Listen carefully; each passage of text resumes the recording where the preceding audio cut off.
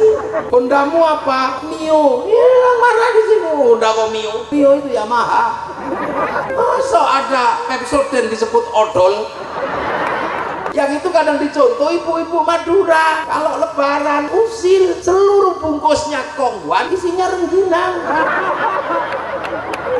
Jadi harus benar-benar paham kazar'in akhraja syat'ahu fa'azarahu fastaghlata fastawa 'ala suqihi ya'jibu dzurra' liyaghiba bihimul kuffar. Harus paham.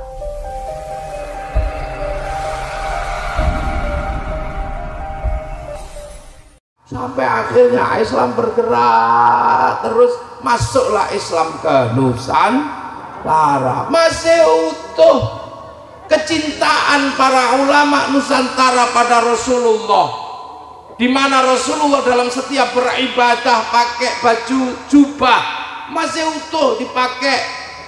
Tapi karena jubah tidak bisa dipakai oleh orang Madura kalau mau nanam padi, mau karapan sapi, maka baju Rasulullah yang disebut baju syar'i agar tidak hilang identitasnya, maka baju syar'i dipotong, potongan syar'i namanya syar'un. Orang dulu tidak punya huruf ain, punyanya monggo potongo, maka syar'un menjadi sarung, saruan menjadi sarungan.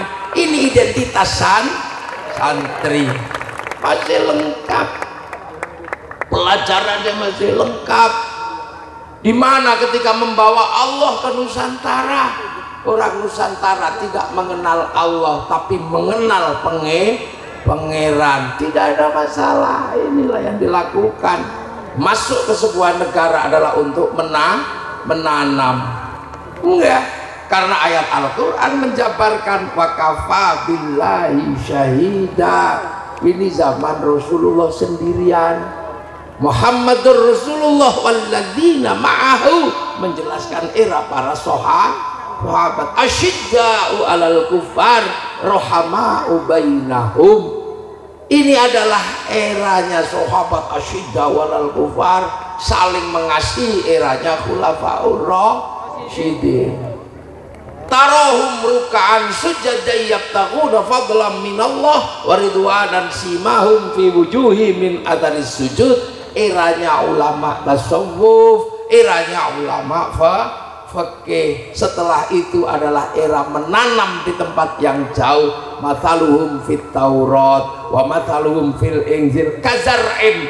Di dalam Taurat dan di dalam Injil, Islam digambarkan seperti tanaman. Akhraja syat'ahu fa'azarahu fastaghlata fastawa 'ala suqihi yu'jibu dzurra' liyaghiba bihimul kuffar. Maka eranya nanam pakai apa? Pakai benih. Lah benihnya dari mana?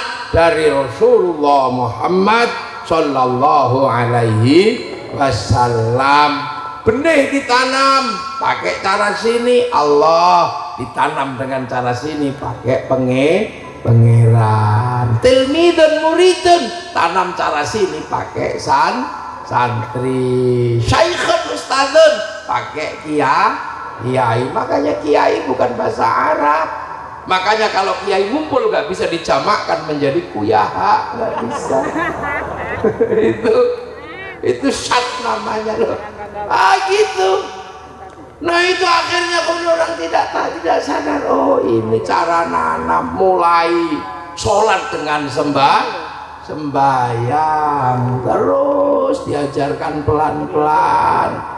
Santri dengan sembahyang. Makanya kadang kalau orang tidak paham proses islamisasi di Nusantara, orang itu juga bingung cara nanam. Nah sekarang banyak yang bingung cara nanam. Islam di Nusantara mau ditanam dengan cara di luar Nusantara, akhirnya malah ribut. Itu cara nanam. Tapi santri tetap konsisten menanam dengan cara itu. Paling nanam beda-beda bahasanya. Makanya kadang kalau tidak mengerti emosi. Masa ulama Syaikhun Ustadzun dipanggil kiai di sini, padahal di sini ada tombak kiai, pleret tombak kiai apa, ada kebo kiai selamat. Makanya kadang kalau tidak memahami ini dikira ulama itu ada dari kebu, dikira ulama itu dari ular. Bukan itu maksudnya. Ulama itu manusia yang disebut kiai haji. Nah ini kadang ya tidak apa-apa biar agak rame dikit. Kadang kita ini butuh keramaian dikit, nggak apa-apa. Ya isharlah ini aja. Lo nggak paham, lo kadang di sini orang bisa emosi kalau nggak ngerti orang Indonesia. Masa klub ini di Indonesia disebut aqua, ini aqua, kalau beli aqua keluarnya klub di sini. Iya. Hondamu apa? Mio. Iya, orang marah di sini. Honda kok Mio? Mio itu Yamaha. Indomie disebut Sarimi. Seluruh pembalot disebut Softtek. Seluruh pompa air disebut Sanyo. Kalau nggak ngerti cara berpikirnya orang Nusantara emosi. Lihat, masa ada Pepsodent disebut odol? Itu cara orang Indonesia. Yang itu kadang dicontoh ibu-ibu Madura. Kalau lebaran usil, seluruh bungkusnya kongwan isinya rengginang. Jadi harus benar-benar paham. Kazar'in akhraja syat'ahu fa'azarahu fastaghlata fastawa'ana suqih ya'jibu zurra'a liyaghiba bihimul kuffar. Harus paham. Begitu mulai paham, akhirnya kemudian orang-orang yang disebut wali ini, kenapa disebut wali? Karena orang-orang inilah khaufun 'alaihim walahum yahzanun. Enggak takut. Allah sebut pangeran, nggak takut. Ulama disebut kiai, nggak takut, biar saja. Jadi nggak perlu ditunjukkan ini nggak kepala wali.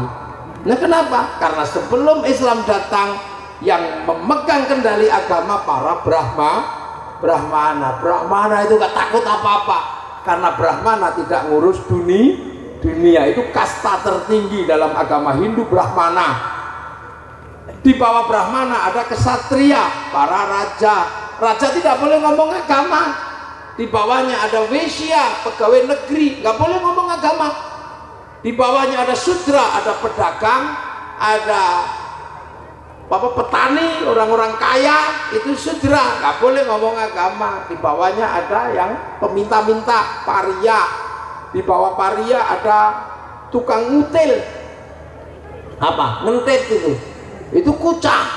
Di bawah kucah ada maling, tapi kalau ketahuan lari itu namanya mleka. Di bawahnya ada yang maling tapi ketahuan berani, namanya candala. Jadi pedagang ini Sudra. Makanya ketika Islam disebarkan oleh para pedagang, orang Jawa tidak mau, orang Madura tidak mau karena Sudra. Makanya kalau ada mengatakan Islam disebarkan oleh saudagar, tertolak dalam ilmu sosiologi dan antropologi Nusantara. Tertolak. Lu yang masuk ke sini saudagar nggak bisa karena yang ngomong agama.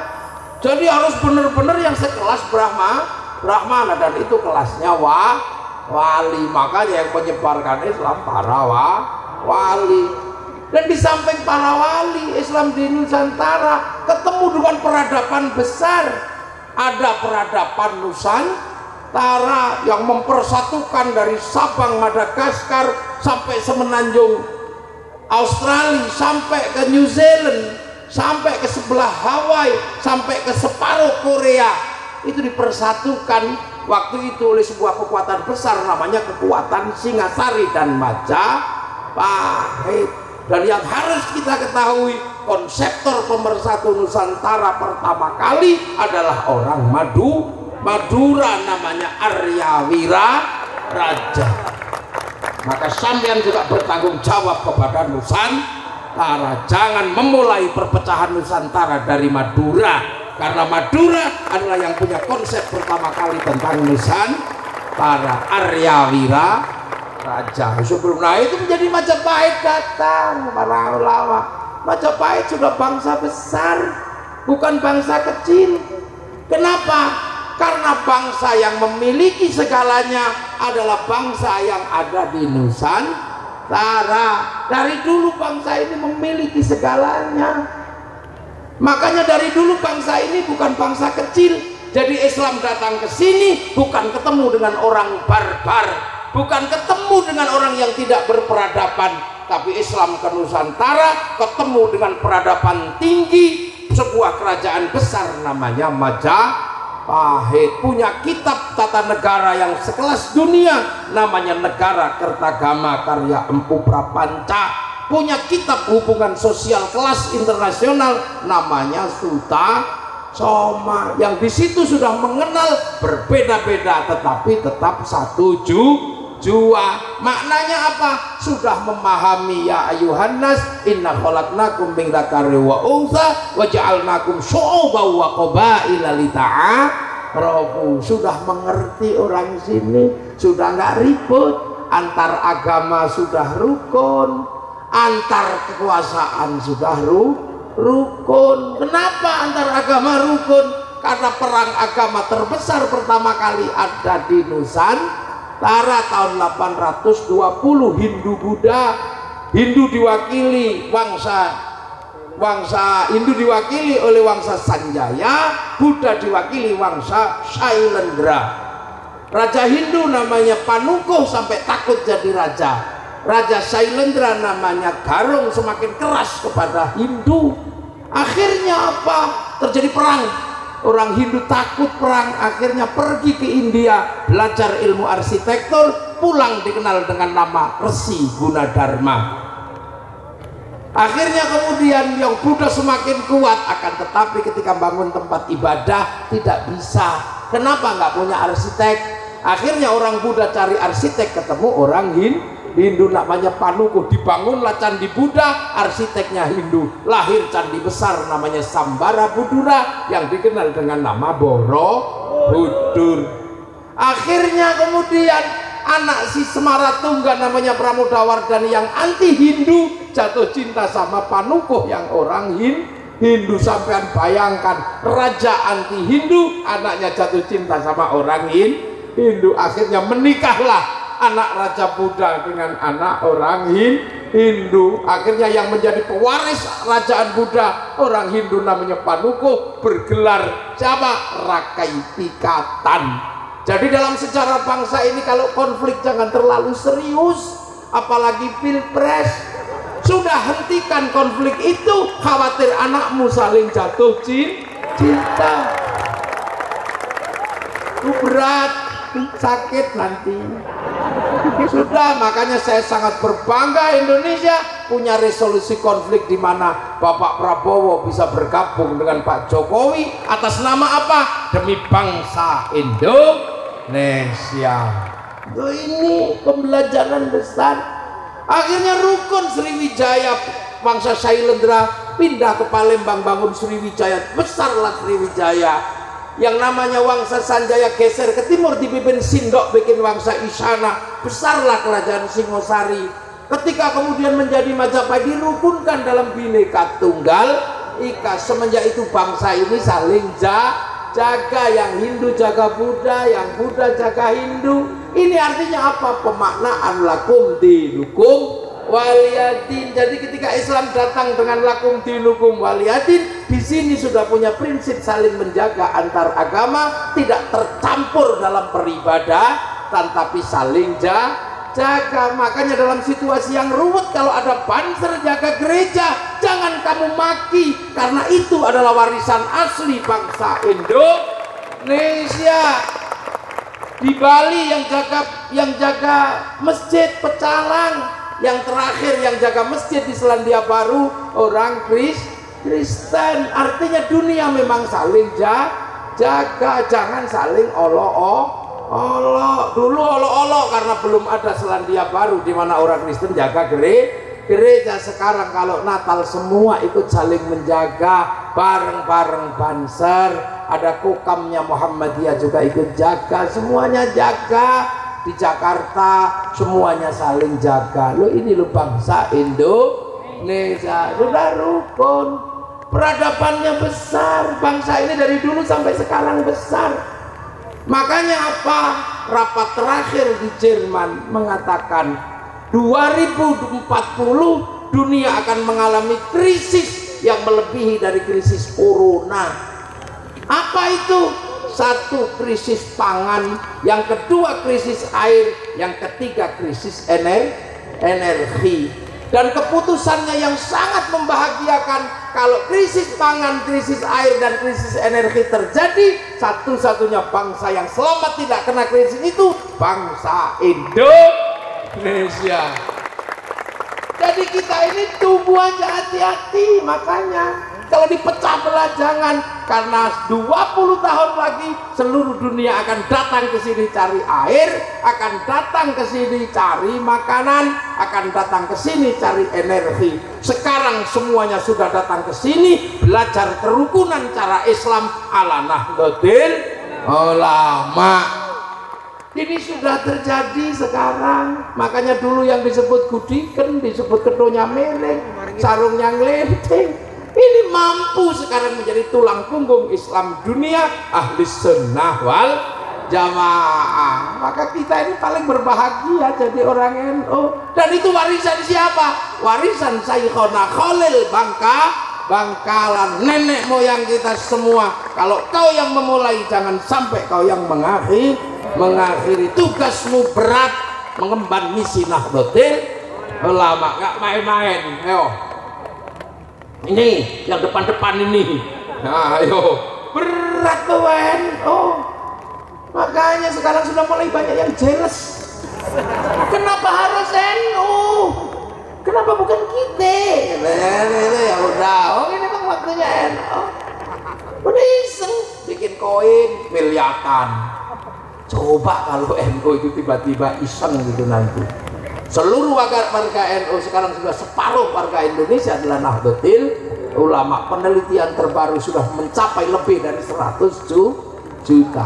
Saya punya gambaran, saya punya bayangan. Kita akan mulai nanti dari Bangkalan.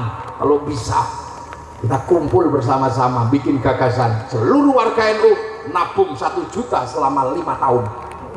Berat tidak? 1 juta selama 5 tahun berarti 1 bulan 1 juta ya 200.000. Berat enggak? Ya enggak. 1 tahun 200.000. 1 tahun 200.000. Maka 1 hari 500 rupiah.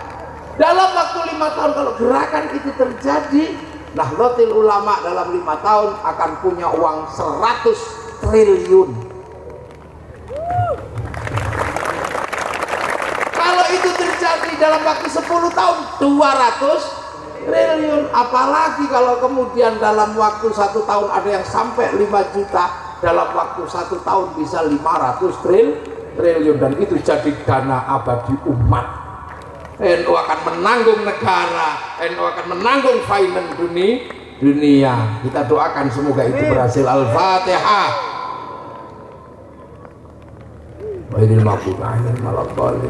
Nah, jadi kita ini bangsa besar dari dulu. Makanya kita ini selalu kadang hari ini agar kita tidak terlibat dalam percaturan dunia, bangsa kita dijelek-jelekkan. Maka sekarang musim jelekkan anak bangsa. Apa yang tidak dimiliki bangsa Indonesia? Dari mulai dongeng, kita punya segalanya. Orang Eropa punya dongeng cinta, namanya Romeo Juliet. Orang Cina punya kisah cinta namanya Sampai Entai. Orang Arab punya kisah cinta Kais dan Laila. Kita punya kisah cinta. Di Madura ada kisah cinta apa? Marlena. Di Jawa ada kisah cinta Ande-ande lumut. Di sana ada cerita Ibu Tiri yang kejam. Kita juga punya cerita itu. Di sana adalah Cinderella. Di sini apa? Bawang putih, bawang merah. Dan bawang putih, bawang merah adalah obat corona.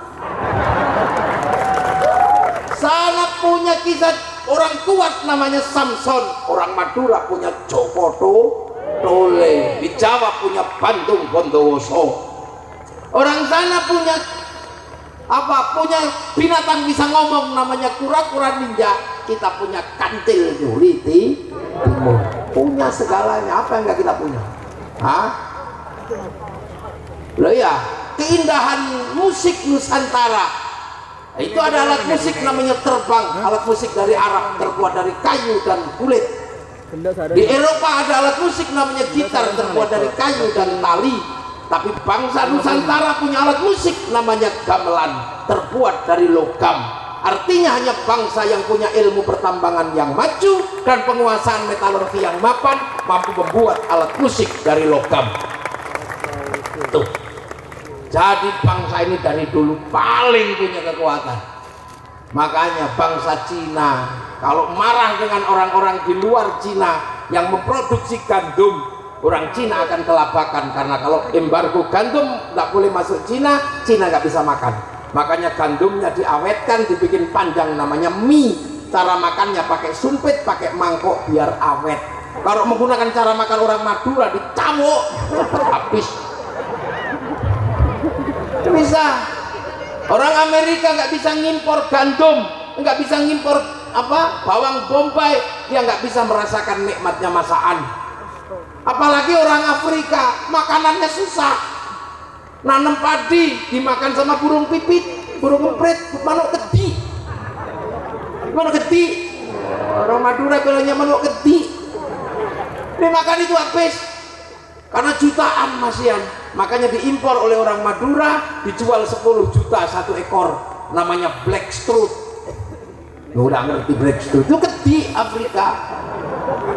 Nanam jagung habis dimakan sama burung petet, karena petet Afrika gedenya segede mentok, namanya makhau. Nanam pisang habis dimakan monyet, karena monyet Afrika gedenya satu gede sapi, namanya gorila. Begitu makan pisang gitu satu tandan habis, tinggal potoknya gitu. Nanam ubi habis dimakan celeng, makan babi. Akhirnya orang Afrika daripada makanannya dihabis dimakan binatang, binatangnya dikejar dimakan. Tapi orang Nusantara makanannya semua ada. Cari makan apa? Ada padi, ada jagung, ada talas, ada ubi. Macam apalagi makanannya orang Madura. Makanya nggak ada habisnya makanan di Indonesia. Sampai hantu terbanyak hantu Indonesia. Lah orang Inggris taunya cuma Casper. Orang Amerika Dracula. Orang Cina vampir. Orang Indonesia tinggal ngitung. Mulai dari genderuwo, wewe gombel, jerangkong, ayo kolor hijau, mak lampir, grandong. Dan inilah cikal bakal yang kita miliki untuk dipersiapkan menjadi bangsa terbesar masa depan. Makanya yang rukun, karena kita adalah puluhan bangsa yang bersepakat menjadi satu negara. Siapa konseptor yang membuat orang Arab satu bangsa pecah jadi puluhan negara, orang Eropa satu bangsa pecah jadi puluhan negara? Tapi kenapa kita puluhan bangsa mampu bersatu dalam satu negara kesatuan Republik Indonesia? Siapa yang menjadi tukang untuk nukangi Nusantara? Tiada lain dan tiada bukan adalah para wali. Karena wali melihat ada kekuasaan besar di Nusantara, tapi tidak bisa bersatu karena yang satu raja dan yang satu hamba, yang satu binderet, yang satu kabule. Begitu guys. Loh bener kan? Iya, dipikir aku nggak bisa bahasa macam-macam, oke? Tahu saya, dulu pernah diajari saya bahasa Madura, tapi yang jelek-jelek. Yang bagus kadang nggak dikasih, dulu dikasih ada buri gitu. Ada itu tadi. Saya punya teman dari putranya dia di Gulu-Gulu diajari. Jadi kalau kamu punya teman bilangin katanya, orang saya nggak ngerti buri nabe encelan. Kerker, teyeng, karten, aseset, tol bentol. Ya loh, akhirnya raja dan hamba oleh para wali Islam harus masuk menjadi bagian dari pergerakan baru, maka dimunculkanlah pola hidup yang merukunkan antara raja dan hamba. Pola kehidupan baru namanya musyarakah, hidup bersama antara raja dan hamba. Musyarakah itulah yang akhirnya sekarang menjadi konsep hidup keseharian kita, namanya masyarakat. Itu bahasa Arab dan para wali yang bikin. Musyarakah atau masyarakat tidak akan pernah terjadi hubungan yang baik kalau raja mutlak kekuasaannya, hamba tidak punya hak apa-apa. Maka kemudian raja dan hamba dimunculkan kehidupan baru sesuai dengan petunjuk Rasulullah Muhammad sallallahu alaihi wasallam. Apa? Kullukum ra'in wa kullukum mas'ulun an ra'iyati. Maka kemudian raja dan hamba dilebur sesuai dengan konsep Rasulullah, namanya ra'iyah, yang akhirnya diserap ke bahasa Indonesia menjadi bahasa rakyat. Satu-satunya kaum muslimin dunia yang sanggup mengambil kalimat ra'iyah untuk menyebut warga bangsanya hanya ulama Indonesia. Ra'iyah kalau ketemu bicarakan nasibmu. Konsep itu ada di dalam Al-Quran, wa syawirhum fil amri. Maka ra'iyah kumpul membicarakan nasibnya pakai bahasa wa syawirhum, dikenal dengan bahasa musyawarah. Kalau musyawarah harus bertoleransi, tenggang rasa, jangan menang-menangan sendiri. Tafassahu fil majalis fafsahu yafsakhillah. Maka tempat bermusyawarah dikenal dengan nama majelis bahasa Al-Quran. Akhirnya konsep ini dibawa oleh para wali, diajarkan oleh murid-murid para wali. Yang bergerak ke barat ada namanya Sunan Gunung Jati, yang merupakan kakek buyutnya Syekhona Khalil Bangkalan. Yang bergerak ke timur adanya Datuk Ribandang ke kawasan Bawah Karaeng, menyebarkan Islam di Sulawesi, membangun sistem ra'iyah, sistem musyarakah, sistem musyawarah. Itu muridnya Sunan Ampel. Yang bergerak ke Kalimantan namanya Hatib Dahyan, membangun sistem ra'iyah, sistem musyarakah di Kalimantan Selatan. Yang bergerak ke Sumatera namanya Aryo Abdillah, atau yang dikenal dengan nama Raden Husain, bergerak ke sana membangun sebuah kawasan ra'iyah musyarakah. Akhirnya murid para wali inilah yang mempersatukan puluhan bangsa dan puluhan suku. Karena yang mempersatukan adalah para wali, maka teritorinya disebut wilayah. Karena al-wali meninggalkan kawasan namanya wilayah, dan wilayah itulah yang akhirnya dipersatukan dan disebut, dikasih nama Wilayah Negara Kesatuan Republik Indonesia. Makanya para ulama sebagai penerus para wali tidak pernah melupakan dua tinggalan para wali. Yang satu tinggalan Islam dijaga sampai mati, tinggali wilayah NKRI harga mati. Inilah makanya kalau sudah terkait wilayah, santri nggak pernah tinggal diam, nggak pernah mundur. Dijajah Belanda, wilayah dipertahankan. Bahkan perbedaan ini para wali yang ditinggalkan para wali oleh para ulama dipersatukan pakai Pancasila. Makanya ketika Belanda datang lagi mau menjajah Nusantara setelah merdeka, yang pertama kali mengeluarkan semboyan Iskariman au Mujaidan adalah para santri muridnya Syekhona Khalil, namanya Kiai Hasyim Asy'ari, bikin seruan resolusi jihad tanggal 22 Oktober mempertahankan wilayah. Akhirnya dengan resolusi jihad 22 Oktober lahirlah peristiwa besar meledak 10 November. Tanpa 22 Oktober mustahil terjadi 10 November. Maka 10 November diyakini oleh sejarawan dan diberikan kepada pahlawan. Tanggal 22 Oktober diberikan kepada santri, dikenal dengan nama Hari Santri. Gak ada yang bisa membantah. Inilah kontribusi ketika santri menjaga Negara Kesatuan Republik Indonesia. Dan hari ini, sampai hari ini, jangan tanya kalau urusan NKRI, santri pasti paling depan berbicara Negara Kesatuan Republik Indonesia. Dan sampai hari ini negara kita mencatat yang belum pernah berkhianat pada bangsa ini adalah Nahdlatul Ulama. Ini fakta sejarah. Kenapa? Yaitu Nahdlatul Ulama yang secara amaliyah diniyah kita tetap mewarisi apa yang diberikan kepada kita lewat jalur para ulama, dari para wali kita yakini. Makanya sejarah para wali kita jaga, makamnya kita tengok. Akhirnya saya dalam setiap tahun pasti datang ke Bangkalan ziarah ke makam Sayyikhona Khalil. Semenjak dulu waktu masih jelek, belum bagus begitu. Saya ini jelek-jelek dulu, sarkop, sarjana ahli kuburan. Sana ke Astatengki, ya Astatengki ada ya. Nah, udah kalau bahasanya kan begitu, kalau bahasa Jawanya Astatinggi, Astatengki. Demang ya. Makanya orang Madura nggak bisa bilang Jawa. Pernah satu ketika orang Madura kelahi dengan orang Surabaya. Orang Surabayanya kalah, akhirnya dicegat di jembatan itu. Kamu orang mana? Jawa Madura. Madura Pak, terpilih. Madura Jawa.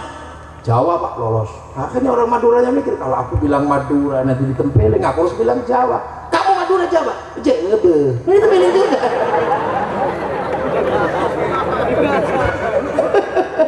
Jawa. Judul sama Madura. Bahasanya paling indah. Tapi saya heran dengan orang Madura itu. Kalau ngomong itu pasti ketahuan dia orang Madura. Sekelas Pak Mahfud kalau ngomong ketahuan kalau Madura. Tapi orang Madura kalau baca Quran sama sekali tidak ketahuan kalau itu orang Madura. Ini jahit ini. Kalau udah baca Quran nggak ada yang tahu itu Madura, bukan nggak bisa, bukan Madura. Artinya lidah Madura cocok dengan lidah Al-Quran. Itu makanya orang Madura ini aduh susah gitu. Kadito jangankan yang kelas di kampung, Pak Mahfud aja masih itu di sana ya, di sana. Jadi santri itu akan terus bergerak. Makanya santri tidak akan pernah lupa NKRI ini juga mesti dipertahankan, Islam juga harus dipertahankan.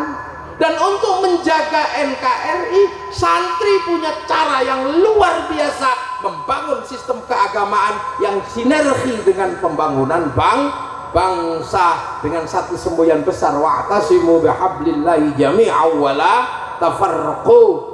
Makanya setiap hablillah menjadi sarana para santri agar orang tidak tercerai-berai. Contoh ini sholawatan ya. Sholawatan itu perintah tidak? Ya perintah, ya ayyuhalladzina amanu shollu alaihi wa sallimu taslima. Karena sholawat itu perintah, maka di tangan para ulama sholawat menjadi alat pemersatu. Sholawat nariyah mengumpulkan ibu-ibu satu kecamatan, mengumpulkan ibu-ibu satu kabupaten. Sholawatan berjanjian tibaan simtud duror mempersatukan anak-anak muda di lapangan-lapangan Madura. Yang bisa sholawatan baca sholawat, yang nggak bisa bawa bendera ya. Itu di tangan para ulama semua jadi alat pemersatu. Doa perintah tidak? Doa adalah perintah, ud'uni astajib lakum. Di tangan para ulama doa menjadi alat pemersatu, karena ulama kalau berdoa pasti bareng istighosah bareng, zikir bersama, zikir akbar bareng, bacain zikir tahlilan bareng. Loh, itu ulama sampai doa bareng-bareng, yang kiainya satu berdoa, yang lain amin. Kalau kecapean amin. Itu di tangan para ulama. Makan perintah tidak? Kulu washrabu, makanlah dan minumlah, itu perintah. Di tangan para ulama makan menjadi alat pemersatu. Tumpengnya satu, ayamnya tidak dipotong-potong, jadi bareng-bareng. Nanti kalau tamunya lebih tetap kebagian, kalau tamunya kurang bagiannya banyak. Tapi kalau sudah dipisah-pisah, kalau tamunya banyak kelebihan, kalau tamunya kurang kebanyakan. Ini cara ulama.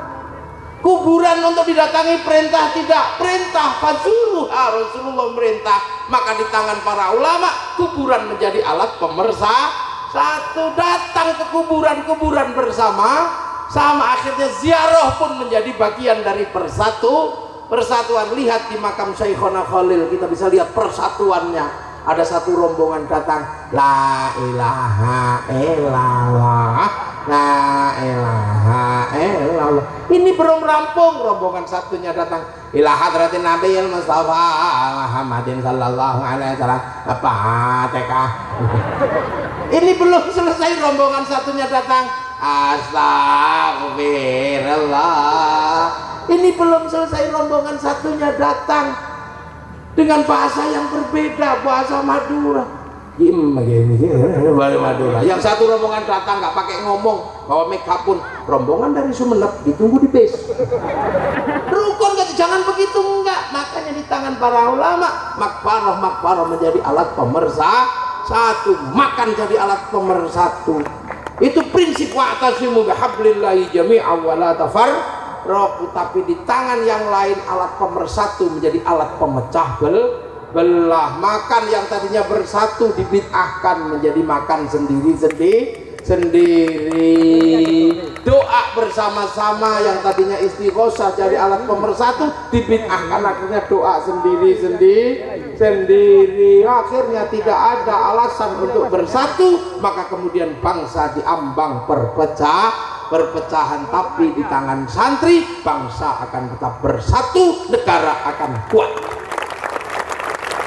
Kenapa? Kuburan ditengoki, akhirnya orang Jawa cinta sama Madura karena ada makamnya Syekhona Khalil, akan cinta pada Sumeneb karena ada makam Setinggi.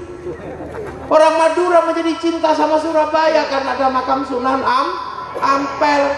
Orang Bangkalan akan cinta sama Demak karena ada makam Sunan Kalijaga. Bahkan cinta dengan Cirebon karena ada makam Sunan Gunung Jati. Para kuburan para nenek moyangnya diperingati, dikholi. Kalau ini dilakukan terus menerus antar anak bangsa akan mencintai tempat-tempat yang jauh, dan ini adalah cara menjaga hubbul waqon minal iman. Ini caranya santri. Makanya Belanda dulu kalau mau membuat bangsa pecah, pergerakan santri harus dipisah. The fight at imperah. Dulu caranya santri. Maka tidak usah khawatir, tidak usah khawatir dengan santri.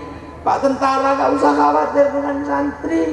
Polisi tidak usah khawatir para santri. Sampai kapanpun santri Nahdlatul Ulama akan setia pada NKRI. Karena NKRI santri sadar bahwa dunia ini dibikin Allah sudah baik, manusianya sudah baik. Manusia tidak dikasih tanduk, artinya manusia tidak persiapkan untuk tanduk-tandukan. Manusia tidak dikasih cakar, artinya manusia tidak disiapkan untuk cakar-cakaran. Manusia tidak dikasih kaki seperti sapi, artinya manusia tidak disiapkan untuk tendang-tendangan. Manusia tidak dikasih taring, artinya manusia tidak dipersiapkan cokotan. Tapi manusia dipersiapkan sebagai laqad khalaqnal insana fi ahsani taqwim, dipersiapkan sebagai bentuk terbaik. Dan agar kebaikan itu menjadi sempurna, tidak turun derajat kepada tsummaradadnahu asfala safilin, maka diberikan sebuah rumus baru, sebuah petunjuk namanya amanu wa amilus sholihat yang dari Rasulullah. Tapi kemanusiaan yang baik disempurnakan dengan agama yang baik. Ini tidak akan berarti apa-apa kalau manusia tidak punya keamanan bangsanya dengan baik. Maka sebelum laqad khalaqnal insana fi ahsani taqwim, sumpah Allah wattini wazaitun wa turi sinina wa hadzal baladil amin. Demi buah tin simbol Nabi Nuh ulul azmi, wazaitun simbol Nabi Isa Nabi Ibrahim, wa turi sinina simbol Nabi Musa, simbol Nabi Muhammad apa? Wa hadzal baladil amin, demi keamanan bangsa dan negara. Maka jangan mengaku umat Rasulullah kalau nggak mampu menciptakan keamanan bangsa dan negara. Bangsa dan negara dijaga oleh Lalatip beserta polisi, beserta TNI. Manusianya sudah baik, dijaga sendiri-sendiri lewat keluarga. Para ulama menjaga amanu wa amilus lihat. Makanya ada jihadnya masing-masing. Suriah manusianya baik, agamanya baik, tapi tidak tercipta baladil amin. Kerusuhan ada di mana? Nah, Afghanistan tidak tercipta baladil amin. Nusantara punya amanu wa amilus sholihah dengan sistem Nahdlatul Ulama, sistem pesantren, tercipta kedamaian baladil amin karena punya negara kesatuan Republik Indonesia. Inilah yang namanya baldatun thayyibatun wa rabbun ghafur. Loh, ini ya, kita punya segalanya, dan manusia terus bergerak dan terus berkembang. Saat inilah titik di mana al-muhafadzatu alal qadimi sholih sudah dilakukan oleh Nahdlatul Ulama. Persiapan apa? Persiapan al-akhdhu bil jadidil aslah, masa depan yang lebih baik. Nah, masa depan yang lebih baik itu seperti apa? Hari ini kita bisa melihat ada satu masa yang tidak kebayang sebelumnya yang disebut milenial. Ini masa yang tidak kebayang sebelumnya.